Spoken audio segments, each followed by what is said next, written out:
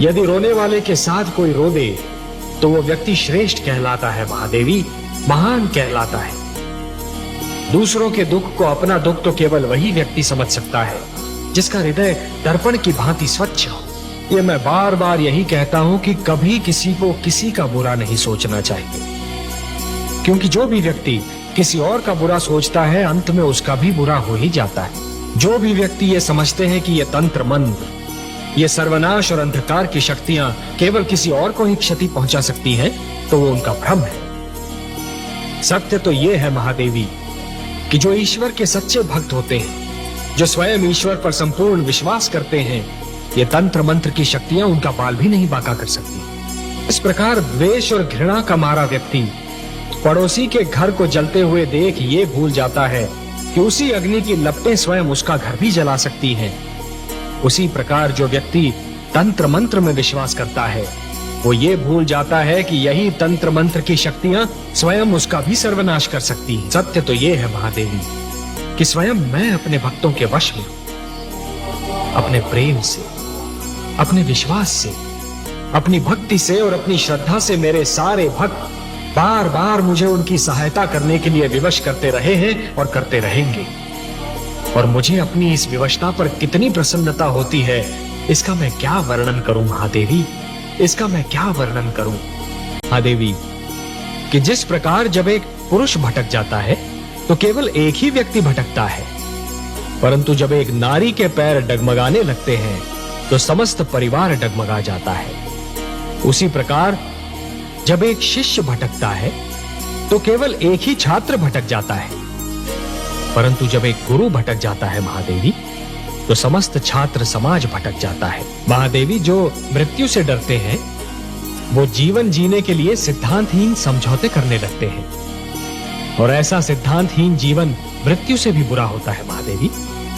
इतिहास साक्षी है कि जीतते तो वही हैं जो मृत्यु के भय पर विजय पा लेते हैं, और सिद्धांतहीन जीवन जीने वाले तो कायर होते हैं महादेवी। आपने सत्य कहा कमल नयन। मृत्यु से क्या भयभीत होना, वो तो एक दिन आकर ही रहेगी, किंतु मृत्यु के भय से जीवन का सुख चैन खोना मूर्खता है। जिस प्रकार अग्नि सूखी लकड़ी को सरलता से जला देती है, उसी प्रकार क्रोध सुंदर भावनाओं को सहजता से भस्म कर देता है।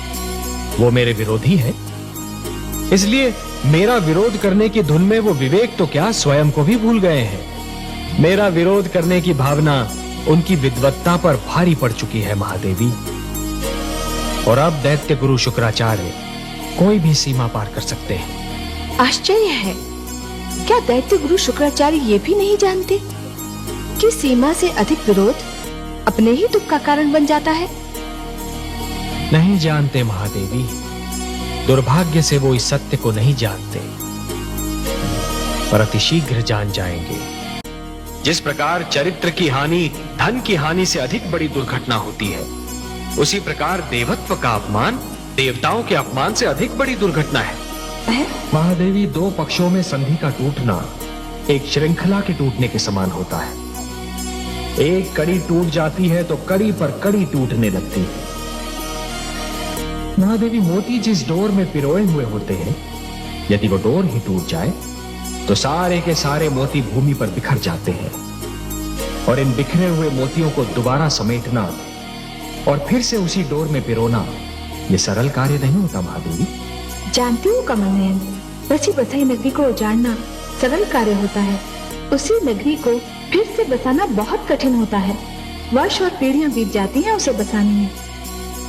सत्य कहा महादेवी, समझौते का तोड़ना सदैव शत्रुता को जन्म देता है, और शत्रुता एक ऐसा विषैला पौधा है जिस पर केवल द्वेष के पुष्प और संदेह के कांटे ही उगते हैं, और ये द्वेष और संदेह कई पीढ़ियों तक अपना रंग दिखाते रहते हैं। पर ये जान लीजिए कि सृष्टि की हर वस्तु किसी न किसी सीमा में बंधी हुई है।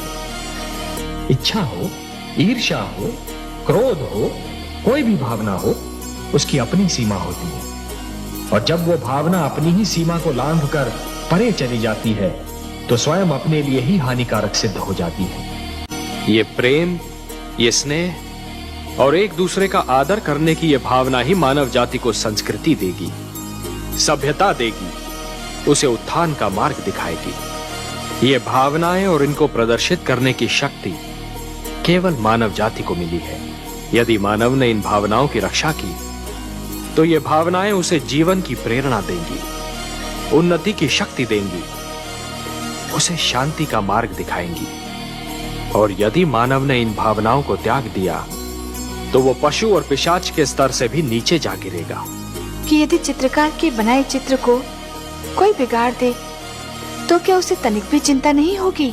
यदि कोई चित्रकार अपना चित्र किसी को उपहार में दे दे तो उस चित्र को संभालना उपहार पाने वाले का कर्तव्य है। जो हो रहा है हो सकता है वो वही हो जो स्वयं विधाता ने लिखा हो। और अपना लिखा तो स्वयं विधाता भी नहीं मिटा सकते ना।